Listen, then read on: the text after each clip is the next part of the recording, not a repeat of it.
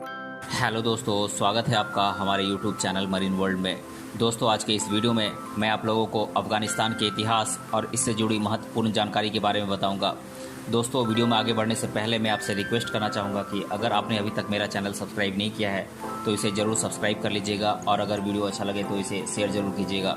तो चलिए दोस्तों, इस वीडियो को स्टार्ट करते हैं। अफ़गानिस्तान, अफ़गान और स्तान दो शब्दों से मिलकर बना है, जिसका शाब्दिक अर्थ है अफ़गानों की भूमि। ऐसे ही अफ़गानिस्तान के बारे में जानकारी लेकर आए हैं हम आपके लिए इस वीडियो में। तो आइए हम संक्षिप्त में जानते हैं अफ़गानिस्तान के बारे में, फिर विस्तार से जानेंगे इस देश के बारे में। इस देश का पूरा नाम है अफ़गानिस्तान और इसकी राजधानी है काबुल। इस देश में गणतंत्र का निर्माण हुआ था 17 जुलाई 1973 को और इसका कुल क्षेत्रफल है 6,52,860 स्क्वायर किलोमीटर और इसकी कुल जनसंख्या है 3,89,28,346 2020 की जनसंख्या के अनुसार और यहाँ पर राज्यों की कुल संख्या है 34। क्षेत्रफल के अनुसार इस देश का विश्व में 41वां स्थान है और जनसंख्या के मामले में 44वां है। और यहाँ का राष्ट्रीय पशु है बर्फीले प्रदेश का तेंदुआ यानी कि हिम तेंदुआ और यहाँ का राष्ट्रीय पक्षी है सुनहरा गरुड़ पक्षी। यहाँ का आर्थिक चलन है अफ़गान और यहाँ का राष्ट्रीय वृक्ष है अफ़गान पाइन ट्री और यहाँ का राष्ट्रीय फल है अनार यानी कि पोमोग्रेनेट। राष्ट्रीय फूल है ट्यूलिप फ्लावर और यहाँ का राष्ट्रीय खेल है बुजकाशी और यहाँ का राष्ट्रीय नृत्य है अट्टन। अब हम अफ़गानिस्तान के बारे में विस्तार से जान लेते हैं। अफ़गानिस्तान आधिकारिक रूप से Islamic Republic of Afghanistan Madhya Asia और दक्षिण एशिया में बसा एक बंदरगाह विहीन देश है, यानी कि इसकी सीमा समुद्र से नहीं लगती है और ये एक लैंडलॉक कंट्री है।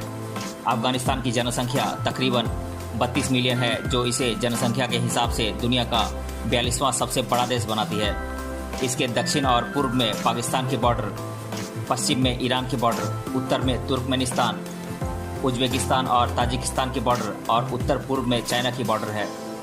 यह देश 6,52,000 वर्ग किलोमीटर के क्षेत्रफल में बसा हुआ है, जो इसे दुनिया का 41वां सबसे बड़ा देश बनाती है। अफ़गानिस्तान में मानवीय बस्ती की शुरुआत मध्यकालीन पाषाण युग में शुरू हुई थी और उस समय इस देश को एशिया के मध्य पूर्व और दूसरे भागों से जोड़ा गया था। जैसे जैसे समय बीतता गया वैसे वैसे अफ़गानिस्तान बहुत से लोगों का घर बनता गया और इसके बाद बहुत से सैन्य अभियान भी चलाए गए। मुख्यतः अलेक्जेंडर द ग्रेट, मौर्य साम्राज्य, मुस्लिम अरब, मंगोल, ब्रिटिश, सोवियत और बहुत सी पश्चिमी ताकतों ने इस पर शासन किया था। इसी जमीन पर कुसान, हेफ्थालितेश, समनिद, सफरीड, गजनवी, घोरी, खिलजी, मुगल, होतक, दुर्रानी और दूसरे अन्य मुख्य साम्राज्यों का जन्म विशाल साम्राज्य स्थापित करने के लिए हुआ था। वर्तमान अफ़गानिस्तान के राजनीतिक इतिहास की शुरुआत 18वीं शताब्दी में दुर्रानी और होतक साम्राज्य से हुई थी।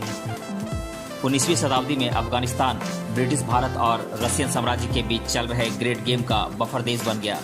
1919 में हुए एंग्लो अफ़गान युद्ध के बाद राजा अमानुल्लाह ने देश को आधुनिक बनाने के बहुत से असफल प्रयास किए, लेकिन फिर जाहिर शाह की 40 साल तक चली राजशाही के दौरान देश काफ़ी शांत था। 1970 में हुई तख्तापलट की श्रृंखला और सिविल वॉर ने अफ़गानिस्तान को तहस नहस कर दिया था। आइए अब हम जान लेते हैं अफ़गानिस्तान के राज्यों के बारे में। एशिया महाद्वीप में बसा अफ़गानिस्तान देश कई दशकों पहले भारत देश का हिस्सा हुआ करता था, जिसमें पाकिस्तान के भारत से विभाजन पूर्व तक इसका कुछ प्रदेश भारत के अंतर्गत शामिल था। पाकिस्तान के स्वतंत्र देश के निर्माण होने के बाद जो सीमा भारत और अफ़गानिस्तान के बीच में थी, अब वह पाकिस्तान और अफ़गानिस्तान के मध्य में स्थित है। प्रशासनिक व्यवस्था को सुचारू रूप से चलाने के लिए अफ़गानिस्तान को 34 राज्यों में विभाजित किया गया है। मैं इनके नाम एक एक कर आप लोगों को बता देता हूँ। ये राज्य हैं बदगिस, बदख्शां, फराह, बल्ख, बगलान, गोर, दायकुंदी, जोजन, बामियान, फरियाब, गजनी, हेरात, हेलमंद, काबुल, खोस्त, नंगरहार, कपीसा, पक्तिया, नूरिस्तान, कंदहार, कुंदुज, जाबुल, कुनार, लोगर, लगमन, निमरुज, पक्तिका, परवान, पंजसीर, सरेपोल, समांगन, उरुजगन, मैदान वर्दक, तखार। तो ये 34 राज्य हैं अफ़गानिस्तान के। अब हम जान लेते हैं अफ़गानिस्तान के प्रमुख धर्मों के बारे में। दक्षिणी एशिया के अफ़गानिस्तान देश का प्रमुख धर्म इस्लाम है, जिसके अंतर्गत देश की कुल आबादी में से लगभग 90% तक संख्या इसी धर्म के लोगों की है। इसके अलावा हिंदू और सिख धर्म के लोगों का भी देश में अधिवास है, जिनके प्रार्थना स्थल यहाँ पर विभिन्न जगहों पर देखने को मिलते हैं। कुछ सदी पहले तक यहाँ पर कम संख्या में ज्यूइश लोगों का भी निवास था, जिसमें से अधिकतर लोग बाद में इजराइल में विस्थापित हो गए। आज बहुत ही कम संख्या में ये लोग यहाँ पर रहते हैं। अब हम जान लेते हैं अफगानिस्तान की प्रमुख भाषाओं के बारे में। यहाँ की आधिकारिक भाषा के तौर पर दारी और पश्तो भाषा को स्वीकारा गया है, जिसमें से दारी भाषा और पर्शियन भाषा काफ़ी मिलती जुलती है। वहीं पश्तो भाषा पख्तून प्रदेश की मुख्य भाषा है, जिसका अफगानिस्तान में आम बोलचाल की भाषा में इस्तेमाल किया जाता है। इन भाषाओं के अलावा भारतीय हिंदी भाषा का भी यहाँ प्रयोग किया जाता है तथा उर्दू बोलने वालों की संख्या यहाँ अच्छी खासी पाई जाती है। कुछ पड़ोसी विदेशी भाषाओं का भी देश में इस्तेमाल किया जाता है, जिसमें उज्बेक, बलोची, पसाई, तुर्कमेन और नुरिस्तानी भाषा शामिल है। अंग्रेजी भाषा का आमतौर पर देश में बहुत कम प्रयोग किया जाता है। यूँ कहें तो केवल उच्च शिक्षा ग्रहण किए लोग ही यहाँ अंग्रेजी को महत्व देते हैं। अब हम अफगानिस्तान देश के लोगों के प्रमुख भोजन के प्रकार के बारे में जान लेते हैं। मैं इनके नाम एक एक कर आप लोगों को बता देता हूँ। तो ये भोजन हैं एसेफोइतिदा, चोपन कबाब, औसक, गोसेफिल, अफगानी ग्रिल सॉस, बोरानी कद्दू, काबुली पुलाव, हफ मेवा, मस्तवा, बोरानी व्यंजन, बोलानी, अफगान कबाब, अफगान जलेबी, मंटू, सीर खुरमा इत्यादि यहाँ के प्रमुख भोजन के प्रकार हैं। अब हम अफगानिस्तान के प्रमुख त्योहारों या फिर महोत्सवों के बारे में जान लेते हैं। साल भर में अफगानिस्तान में मनाए जाने वाले धार्मिक, सांस्कृतिक और राष्ट्रीय महोत्सवों के नाम मैं एक एक कर आप लोगों को बता देता हूँ। तो ये त्यौहार हैं victory of the Muslim Nations, Navroz जो कि एक पारसी नववर्ष है, नेशनल लेबर डे, इस्लाम नववर्ष, अफगान स्वतंत्रता दिवस, anniversary of revolution, Eid ul Fitr, मौलूद उल नबी, लैलत उल कद्र, ईद उल अधा इत्यादि यहाँ के प्रमुख त्यौहार हैं। अब हम अफगानिस्तान के प्रमुख पर्यटन स्थलों के बारे में जान लेते हैं। अगर आप भी अफगानिस्तान में घूमने जाने की सोच रहे हैं तो ये वीडियो आपके लिए काफ़ी महत्वपूर्ण साबित हो सकती है। मैं यहाँ के पर्यटन स्थलों के बारे में एक एक कर आप लोगों को बता देता हूँ। ये पर्यटन स्थल हैं Bande Amir national park, Buddha of Bamiyan, Zahak ऐतिहासिक स्थल, स्पिन घर, बाबर गार्डन, तोरा बोरा caves, नवसाख, Kabul zoo, Mes Aynak, Queen's palace, Kajaki dam, Shah Fuladi, Chil Burj, Bande Chak water dam, Shibar pass इत्यादि यहाँ के प्रमुख पर्यटन स्थल हैं। प्राचीन काल में अफगानिस्तान भारत देश का ही एक हिस्सा हुआ करता था, जिसमें तत्कालीन प्रमुख महाजनपदों में से एक गांधार इसी के अंतर्गत आता था। महाभारत कालीन कौरवों की माता गांधारी मूलतः यहाँ के ही राजा की पुत्री थी।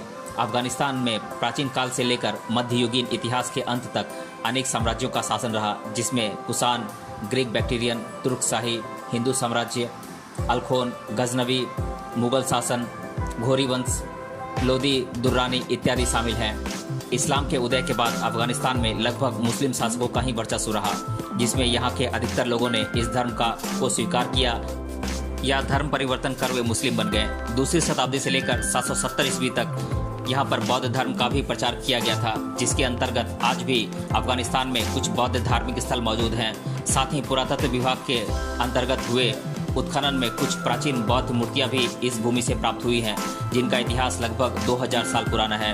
अफगानिस्तान के विषय में हम यह कह सकते हैं कि इस देश में समय के अनुसार न केवल शासक और साम्राज्य बदला, बल्कि धार्मिक, सामाजिक और सांस्कृतिक बदलाव भी अद्भुत रूप से हुआ है।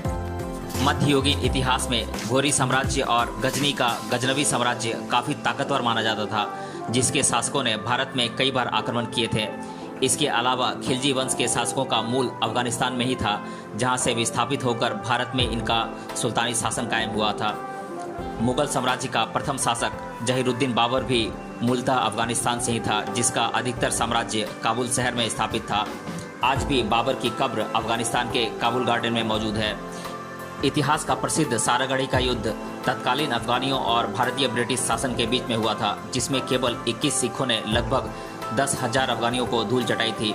यूनेस्को द्वारा भी इस युद्ध का संज्ञान लिया गया है। कुल 3 युद्ध अंग्रेज और अफगानियों के बीच में हुए हैं। वहीं सोवियत संघ और अफगानिस्तान के मध्य भी युद्ध का इतिहास रहा है। अब हम जान लेते हैं अफगानिस्तान के सामाजिक जीवन के बारे में। इस देश के सामाजिक जीवन पर सबसे ज्यादा इस्लामिक धार्मिक मान्यताओं का प्रभाव देखने को मिलता है, जिसमें यहाँ के कुछ कट्टरपंथियों द्वारा विगत कई दशकों तक सामाजिक जीवन में अमन और शांति को तबाह करने के कार्य भी हुए हैं। आज तक शिक्षा और मूलभूत सुधार इस देश का प्राथमिक मुद्दा बना हुआ है। वहीं समाज में महिलाओं को समान अधिकार का भी अभाव यहाँ पर मौजूद है। यहाँ के कट्टरपंथी सोच के कुछ दहशतगर्द लोगों के संगठन ने न केवल अफगानिस्तान बल्कि विश्व के तमाम देशों की शांति और आम जीवन शैली को नुकसान पहुंचाया है। तालिबानी विचारधारा के लोग अक्सर यहाँ निजी जीवन और प्रशासकीय व्यवस्था में दखल अंदाजी करते हैं। फलस्वरूप आज भी कुछ चुनिंदा जगहों को छोड़कर अधिकतर अफगानिस्तान में मूलतः गरीबी, अशिक्षा, कट्टर धार्मिकता, महिलाओं पर जुल्म, बेरोजगारी की स्थिति देखने को मिलती है। हालांकि कुछ लोगों ने उच्च शिक्षा प्राप्त कर देश में विज्ञान, चिकित्सा, तकनीक और औद्योगिकरण पर ध्यान केंद्रित किया है, पर जब तक मूल धार्मिक कट्टरता और अशिक्षा इस देश से दूर नहीं होती, तब तक यहाँ के सामान्य जीवन में पूर्णतः बदलाव लाना असंभव सा दिखता है। आमतौर पर आपको यहाँ इस्लाम का पालन करने वाले लोग दिखेंगे जो इसी धर्म के अनुसार त्यौहार इत्यादि मनाते हैं। अब हम अफगानिस्तान की संस्कृति एवं परंपरा के बारे में जान लेते हैं।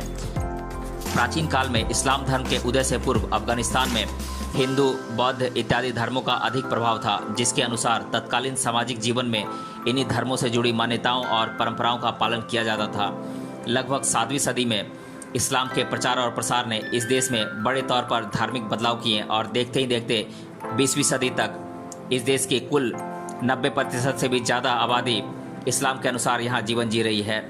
आज इस देश की संपूर्ण संस्कृति इस्लामिक विचारधारा पर आधारित है, जिसमें जीवन से लेकर मृत्यु तक इसी की मान्यताओं और विचारधारा के अनुसार जीवन यापन किया जाता है। अन्य धार्मिक पद्धतियों में यहाँ सिख, हिंदू और बौद्ध आदि मत के अनुसार शादी, त्योहार, व्रत इत्यादि कार्य संपन्न किए जाते हैं। अब हम अफगानिस्तान से संबंधित कुछ प्रमुख युद्धों और उसका समय काल के बारे में जान लेते हैं। 1709 ईस्वी में मीरवाइस होतक नाम के स्थानिक जनजातीय नेता ने सफविद नामक शासन से बगावत करके गुरगिन खान नामक शासक को परास्त कर खुद का स्वतंत्र शासन स्थापित किया था। मीरवाइस होतक के पुत्र महमूद ने 1722 ईस्वी में पर्सिया की राजधानी इस्फहान पर कब्जा किया था, जिसके लिए वहां के स्थानीय राजा से उसका युद्ध हुआ था, जिसे बैटल ऑफ गुलनाबाद के नाम से जाना जाता है। ईरान का शासक नादिर शाह और होतक साम्राज्य के बीच साल 1729 में युद्ध हुआ था, जिसमें होतक शासक पराजित हो गया था। इनके बीच इस युद्ध को बैटल ऑफ दमघान के नाम से जाना जाता है। साल 1738 में होतक साम्राज्य को पूरी तरह समाप्त किया गया, जिसमें नादिर शाह द्वारा अंतिम होतक शासक हुसैन होतक को नादिर शाह से हार का सामना करना पड़ा। अफगानी शासक अहमद शाह अब्दाली और मराठा साम्राज्य के बीच साल 1761 में पानीपत का तीसरा युद्ध हुआ, जिसमें मराठा साम्राज्य को हार का सामना करना पड़ा था। साल 1837 में सिख और अफगान के बीच युद्ध हुआ, जिसमें सिखों ने कड़वा प्रतिकार देते हुए अफगानियों को हराया था, पर इस युद्ध में सिखों के सुर सेनापति हरि सिंह नलवा को शहादत प्राप्त हुई थी। अंग्रेज अफगान के बीच साल 1838 में प्रथम युद्ध हुआ, जिसमें दोस्त महमूद को ब्रिटिश सैनिकों द्वारा बंदी बना लिया गया था। साल 1878 में अंग्रेज अफगानियों के बीच दूसरा युद्ध हुआ था। अंग्रेज अफगानियों के बीच साल 1915 में तीसरा युद्ध हुआ था। अब हम अफगानिस्तान देश के बारे में जीके में अधिकतर बार पूछे गए प्रश्नों को एक एक कर जान लेते हैं। पहला प्रश्न है, अफगानिस्तान देश में कुल कितने राज्य मौजूद हैं? तो यहाँ पर मैं बता दूं कि यहाँ पर कुल 34 राज्य मौजूद हैं। दूसरा प्रश्न है, कुल कितनी भाषाएं अफगानिस्तान में मौजूद हैं? तो लगभग 60 भाषाएं यहाँ पर बोली जाती हैं। तीसरा प्रश्न है, अफगानिस्तान देश का आर्थिक चलन क्या है? तो मैं बता दूं कि यहाँ पर अफगानी मुद्रा चलती है। चौथा प्रश्न है, अफगानिस्तान देश की राजधानी का नाम क्या है? तो इसकी राजधानी है काबुल। पांचवा प्रश्न है, विश्व की कुल आबादी में अफगानिस्तान की आबादी कितनी है? तो इसकी आबादी है लगभग 3 करोड़ 25 लाख के आसपास। तो दोस्तों, आज की इस वीडियो में हम इतना ही रहने देते हैं। मिलते हैं अगले वीडियो में किसी अन्य टॉपिक के साथ। तब तक के लिए धन्यवाद।